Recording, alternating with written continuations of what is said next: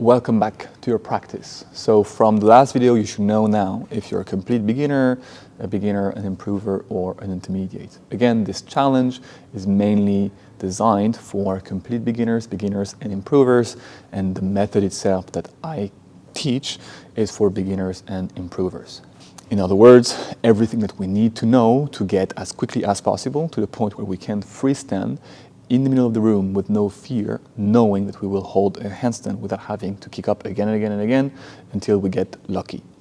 Being able to hold a straight line, being able to work on piked variations and more advanced variations, and being able to do that for 10, 15, 30, 60 seconds. What you will realize, or so is my hope with this challenge, is that you probably have been doing the things that don't matter as much when it comes to your handstand training if you have tried things before.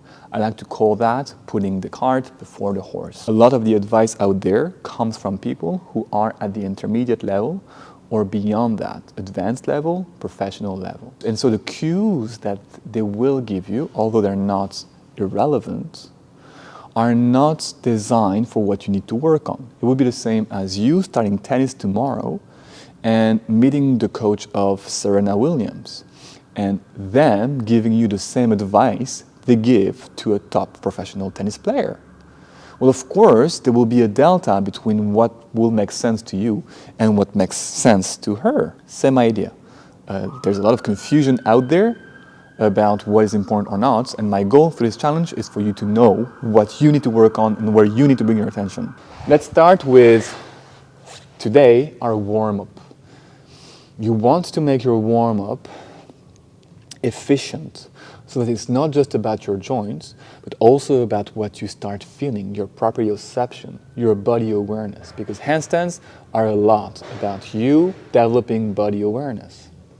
So on all four here, we're just gonna lean the shoulders forward and backward like that. And let's set a few foundations straight already. You want your hands to be shoulder width or even more narrow than that, so that we avoid bending the elbows for reasons we will elaborate on later. If it helps, you may want to lock the elbows forward, the elbow pits forward, and that sometimes helps people refrain from bending them.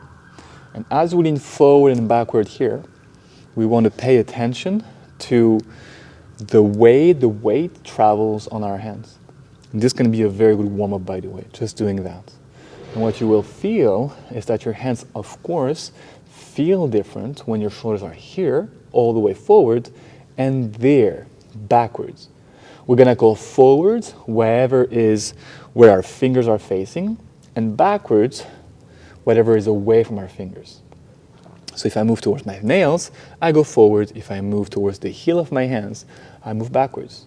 Well, what you should feel is that when you move forward, your hands become flatter. They become heavier. They spread across the floor, and the weight travels a bit towards the fingertips. It still is elsewhere on the hand, but it travels towards the fingertips and the first knuckles. On the contrary, when you travel backwards, we start losing that grounding on the top part of the hand. The fingers become lighter and lighter. Maybe the heel of your hands become heavier, and the wrist should feel a bit more at ease. But what you need to understand, and this is the foundation upon which you're building the rest of the building, without that there is no handstand, and no one talks about this, is that without your shoulders sitting in such a way that your hands feels nice and heavy and flat and spread across the floor, there is no handstand. So now draw a line between those shoulders and your hands. What you will realize is that we only feel those heavy grounded hands when our shoulders are over the center of the hands, the first knuckles, or the fingers. But they don't feel like that at all when we start leaning backwards. So by the time the shoulders are over the base of the hands, or even before that, we feel that our hands have become lighter. And that feeling of having light hands is what every single time will result in you losing a handstand. Many of you, when you kick up and you undershoot, either with the wall or without the wall, you're gonna blame many different things: your core, your body tension, where your pelvis is. Your shoulders were never aligned where they should be in the first place. And you should know that from today onwards, because your hands were always light. look, my shoulders don't align. It doesn't matter what I do with my feet and the rest of my body, I won't get there. If my shoulders move half an inch forward, I have a handstand. Now, of course, saying this and feeling this is not enough to make it an automation, something that you don't have to think of. But today's homework is the following. You're gonna do this priming drill. Feel the difference between having your shoulders stacked over the center of the hands or further forwards versus your shoulders being misaligned and therefore your hands being light. You're gonna start making this connection in your brain. When my hands are light, I am losing my handstand.